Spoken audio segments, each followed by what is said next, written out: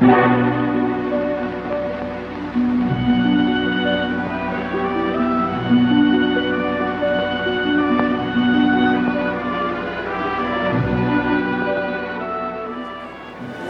good evening. Welcome to the 200th anniversary of Mary Shelley's Frankenstein. Throughout the exhibit we have posters, banners, cards explaining the history of Frankenstein. In 1975, 20th Century Fox only made about 100 of this oversized poster. Very exciting piece to have on display here at Grand Rapids Comic-Con. It is a complete honor to have with us this weekend celebrating the 200th anniversary the fantastic and lovely Sara Karloff. You read your line perfectly. I rehearsed. Daughter of Boris Karloff, the most famous Frankenstein of all time. Dad was totally different from the roles he played. I grew up with Boris Karloff, not with Frankenstein. The part that made you immortal to moviegoers. It took us about 4 hours in the morning. Put the Frankenstein face and the head on. It took Jack Pierce 4 hours to put it on every morning. And of course the camera doesn't lie, so it had to be exactly the same every single morning. The best makeup man in the world. I owe him a lot.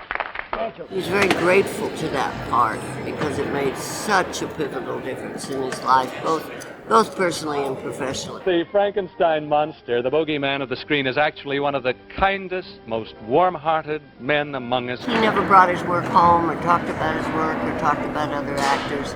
He was very modest, very self-effacing. He was a very, very funny man. He had a lovely sense of humor. And unless you knew him personally, you probably wouldn't think that.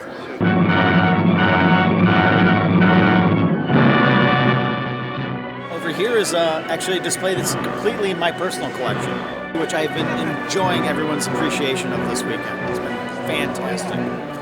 Behind me is a scale reproduction of the windmill made famous in the 1931 Frankenstein film, with the Frankenstein monster hanging out on the balcony to welcome the crowds in.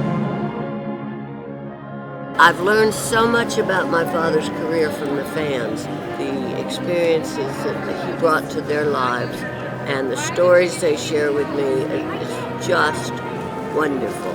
Fans are so appreciative of him, and my family is so appreciative of the fans. They have just given his legacy such long legs, and it is such a wonderful experience for me every time I do a convention. It really is. I hope you made it down to Grand Rapids Comic-Con for the 200th anniversary. It's been a fantastic weekend, and we will see you next year.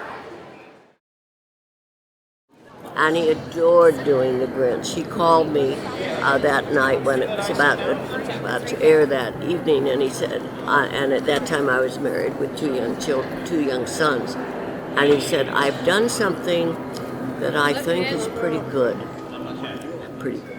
And I think you and the boys might enjoy watching it. Now, keep in mind, he never talked about his work. And for him to call and say he'd done something pretty good, it must be really terrific. And indeed it was. It was How the Grinch Stole Christmas. I, Dr. Mortis, command you to like and subscribe.